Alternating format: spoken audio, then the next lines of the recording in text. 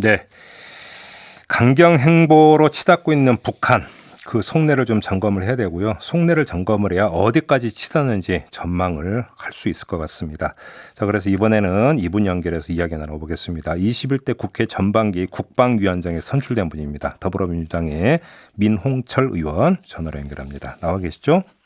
예, 안녕하십니까. 네. 민홍철입니다. 네. 국방위원장에 선임되신 걸 축하를 드려야 되는데 상황이 너무 급박합니다, 위원장님. 그러니까요. 예. 지금 급박스러운 어떤 상황이 전개돼가지고요. 그러게요. 일단 좀 총평 삼아 아마 이 질문부터 좀 드려야 될 것 같은데요. 이 북한의 행보를 보면 결국은 9.19 남북 군사합의 파기 절차에 들어간 것으로 봐야 되지 않을까 싶은데요. 어떻게 보십니까? 예, 그럴 것 같습니다. 이제 오늘 아침에도 이제 북한의 총참모부가 또 대변인이 또 발표를 한 걸로 알고 있는데요. 예. 개성공단이라든지 금강산 지구에 또 연대급 또는 어떤 화력 그 포병을 전개하겠다 네. 이렇게 발표하는 걸 보면은, 그리고 이제 서해상에도 또 이제 군사훈련을 재개하겠다 이런 어떤 언명을 하고 있는 거 보면은 예. 우려스럽습니다. 네. 그러니까 지금 개성공단의 그 부대를 다시 전개를 한다니까 부대를 다시 배치하겠다는 이야기가 되는 거잖아요. 이렇게 되어버리면은 남북 협력의 상징이었던 개성공단은 결국 끝난다 이런 이야기 아니겠습니까? 그렇습니다. 우리가 이제 6.15 공동선언 20주년을 맞이해서 상당한 우리가 그동안 성과는 있었는데요. 예. 이렇게 하면은 그동안에 이제 우리의 남북의 노력이 정말로 참 물거품이 되는 네. 그런 우려가 있을 정도로 참 우려가 되고 있는 거거든요. 예. 그러면 지금 그 위원장님께서 파악하기에는 개성공단에 그 배치되는 부대의 규모는 연대급 이렇게 파악을 하고 계십니까? 그래서 원래 개성공단에는 그 북한의 2군단 예하, 예. 4단, 6사단과 64사단, 그리고 이제 62포병여단이라고 주둔을 했었죠. 예. 그때 이제 개성공단을 하면서 후방으로 이제 뺐는데 아마 그 정도로 다시 진주할 것으로는 아직 판단은 이릅니다만은 네. 북한의 총참모부의 발표는 연대급 부대라고 하는 것을 보면은 아마도 그런 어떤 정규 정도는 아닌 것으로 판단이 되거든요. 예, 사단급 이전 어떤 그 이전으로 완전히 돌아가는 정도는 아니고. 네네. 그들이 이제 발표하는 걸 보면 그렇다는 거죠. 예, 지금 그 일각 분석에 따르면 어제 이제 폭파한 남북연락 공동사무소 청사하고 그 지원 시설 결국 네. 이거를 다시 부대로 조성하는 거 아니야 이런 분석도 있던데요. 어떻게 보십니까, 위원장님? 그러니까 이제 그 분석과 맞춰 보면은 예. 한 연대급 정도 주둔할 수 있는 규모 정도 된다고 보거든요. 그 면적이. 네네. 그렇게 봐야 되는 거겠군요.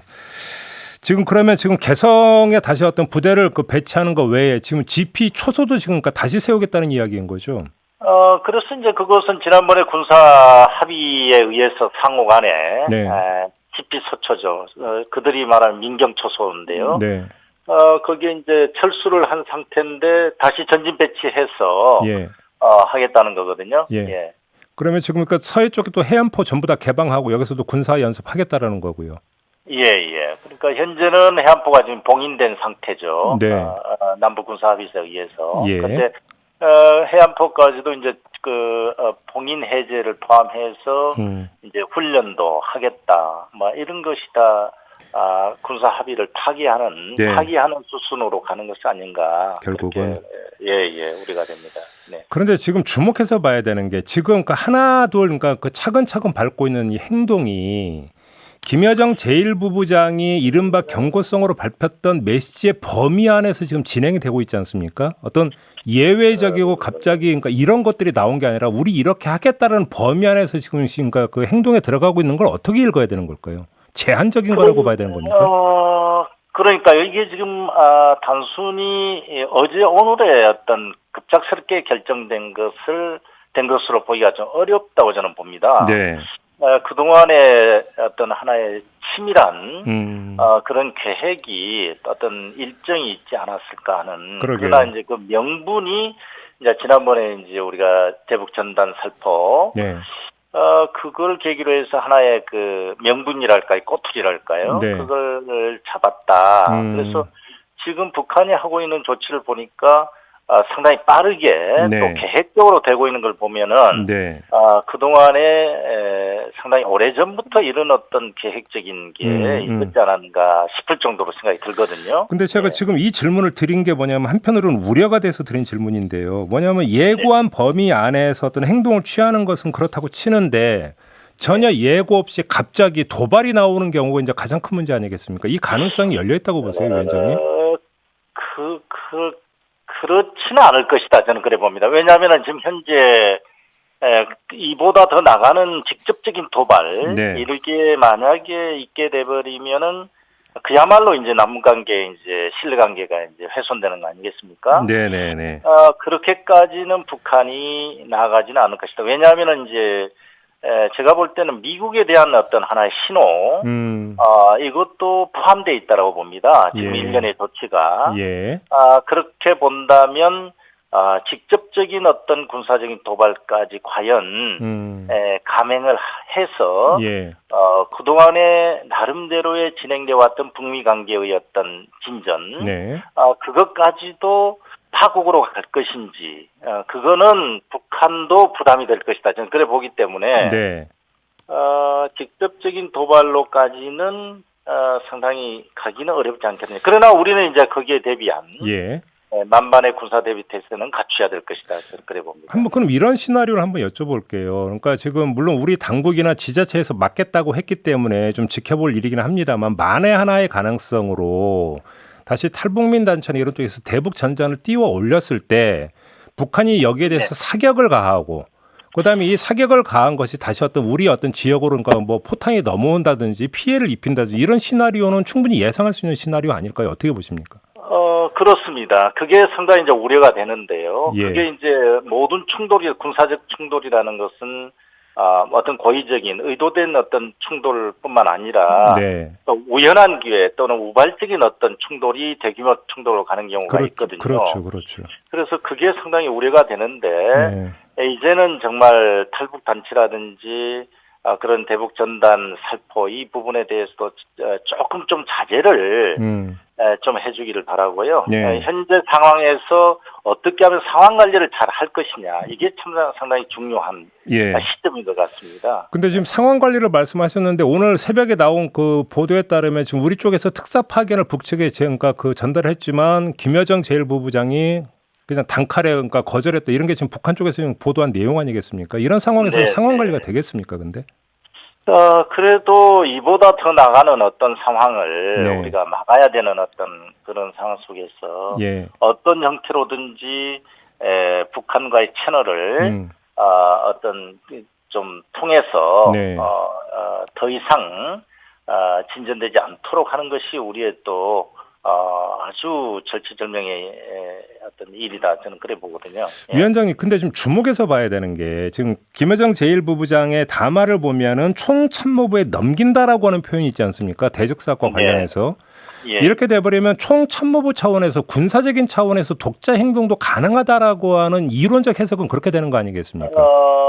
그렇죠. 위임을 해주는 범위이기 때문에. 그리고 또 기본적으로 총참모부는 또 군사적인 또 강경 어떤 노선을 걸을 우려가 또 있거든요. 오히려 당보다 더 군부가 더 강경이라고 봐야 되는 거 아니겠습니까? 그러나 이제 총참모부도 당 군사중앙위원회의 승인을 받아 하겠다라는 것을 또 했더라고요. 그렇게 보면은 이제 당 중앙군사위원회에서도 나름대로의 그 어떤 컨트롤이라든지 지침의 범위 내에서 할 수 있다라고도 봅니다. 그래요. 근데 문제는 지금 만에 하나라도 북한이 그 접경 지역에서 훈련이라든지 아니면 나아가서 어떤 도발이라든지 이런 것들이 있을 때 우리 군이 또 대응을 해야 되는 것 아니겠습니까? 혹시 이것이 이제 다시 문제가 확산되는 하나의 결정적 계기가 될 수 있는 거 아니냐는 우려도 지금 나오는데요. 그렇습니다. 결국은 이제 그렇게 되면은 상호 간의 남북 군사 합의서를 완전히 이제 파기하는 수순으로 들어가게 되는데요. 그래서 우리 입장에서도 그렇게 되지 않도록 하는 노력. 이게 여러 가지 외교적인 노력이라든지 실질적인 어떤 남북 간의 직접 어떤 접촉이라든지 이런 게 강구가 되어줘야 되지 않을까. 알겠습니다. 위원장님, 오늘 그 국방위 회의가 열려서 국방부로부터 보고 듣는다라는 뉴스를 접했는데요, 맞습니까? 원래 그 공동연락사무소 파괴 이전에 계획이 됐던 건데요. 예. 상황이 그래서 일단은 군사 대비 태세를 어떤 강화하는 의미에서 지휘관들 정유치 측면도 있고 해서 네. 오늘 오후에 회의는 취소를 했습니다. 아, 네. 취소했습니까? 네. 그러면 그러니까 새로 선출된 국방위원장으로서 혹시 어제나 오늘이나 그 이제 국방부로부터 좀 상황 보도 받으신 게 있으세요? 네네, 여러 가지 구두로도 지금 받고 있고요. 네. 상황을 좀 확인도 하고 있고, 예. 그렇습니다. 예, 네. 제가 이 질문을 드린 게 이제 궁금한 게 있어서 좀 질문을 드렸는데요. 이제 만에 하나의 가능성이 이제 지금 이제 계속 이제 제가 질문을 드리는 게 도발 가능성이 가장 걱정이 돼서 계속 질문을 드리지 않았습니까? 그런데 문제는 도발 징후를 감지하고 예측할 수 있는 어떤 감시 태세가 어느 정도 되어 있는지가 지금 가장 관건 아니겠습니까? 믿어도 되는 겁니까? 그렇습니다. 현재 우리 군은 어제도 그 연락사무소 파괴에 계속 그 이틀 전부터 감시를 하고 있었고요. 아, 예. 그 전부터 어떤 징후가 있었다는 것을 감시를 한 것도 있었다라고 보고를 받았거든요. 네. 그래서 현재 우리 군의 전방 대비 태세는 국민 여러분들께서도 믿어도 되신다. 그는 제가 말씀드릴 수 있습니다. 알겠습니다. 예. 그러니까 위원장님께서 14일인가요? 페이스북에 이제 글을 올리신 거를 보면 일단 북한의 태도가 도가 지나치다 이렇게 평가를 하셨는데 이렇게 좀 말씀하신 그 근거가 뭘까요? 그래서 지금까지의 참 쌓아 올렸던 남북 신뢰 관계를 군사적인 측면으로 나아가는 순간 네. 어떻게 해야 될지 참 예측 불허가 되겠는데요. 네. 그래서 제가 그런 표현을 했고요. 예. 그래서 이제는 더 이상은 나아가는 행동은 남북 상호 간에도 이익이 되지 않는다. 네. 그래서 자제를 해야 된다. 저는 그렇게 봅니다. 예. 그러면서 그 만에 하나라도 불장난을 감행한다면 우리 군은 철저히 응징할 수 있도록 대비 태세에 만전을 기해야 한다. 또 이런 말씀도 하셨어요. 네네네. 그건 당연하고요. 예. 그거는 아까 제가 말씀드렸듯이 간접적인 어떤 도발보다는 직접적인 도발을 할 때는 당연히 거기에 상응하는 조치는 해야 되죠. 당연히. 알겠습니다. 예, 그런 측면에서 제가 말씀을 드린 겁니다. 지금 가장 걱정되는 것 중에 하나가 또 그건데 군 통신선도 지금 완전히 끊긴 상태죠. 네네. 그럼 지금 북한 군 쪽하고 어떤 그 비상 상황에서 그러니까 소통할 수 있는 창구는 완전히 다 지금 끊어져 버린 상태라고 봐야 되는 거죠. 현재는 모르겠습니다. 그 내용에 대해서는 제가 보고받은 바는 없는데요. 예. 아, 그래요. 네. 일단 아무튼 지금 9.19 군사 합의에 따르면 접경 지역에서의 어떤 그 대치 상태 좀 끝내고 우발적인 충돌도 막을 수 있는 여러 가지 안전 장치를 마련한다라고 하는 게 9.19 군사 합의의 이제 기본 취지인 것으로 알고 있는데 이게 지금 다시 하나둘 허물어지고 있는 상황. 일단 그래서 이 상태에서 더 진전되지 않도록 하는 게 매우 중요하다고 보는데요. 네. 우리로서는 이제 대북한에 대한 경고와 어떤 요청 또는 여러 가지 대응 이런 수단밖에 없다는 게 좀 아주 제한적인 것 같고요. 위원장님 혹시 해야 될 것 같습니다. 개성 말고 금강산 지구에서도 뭔가 지금 북한의 움직임이 포착이 된 게 있습니까? 그 부분에 대해서는 제가 아는 바가 없습니다. 보고를 아직 못 받았습니다. 알겠습니다. 지금 국회 차원에서 좀 그 국회 차원에서 할 수 있는 일이 있을까요? 마지막으로 좀 드리는 질문입니다. 현재는 국회 차원에서는 그 군이 현 상황에 대비해서 강력한 대비 태세를 유지하도록 하는 지원해주는 외에는 현재로서는 그렇다 해서 관계자들 불러서 어떤 보고를 받는 그런 어떤 것보다는 대비 태세를 하도록 군에 맡겨주는 것이 오히려 더 도와주는 것이다. 저는 그래 봅니다. 알겠습니다. 자, 오늘 말씀 여기까지 듣도록 하겠습니다. 고맙습니다. 예, 감사합니다. 네, 지금까지 국회 국방위원장으로 새로 선임된 더불어민주당의 민홍철 의원이었고요. 지금 속보가 계속 들어오고 있는데요.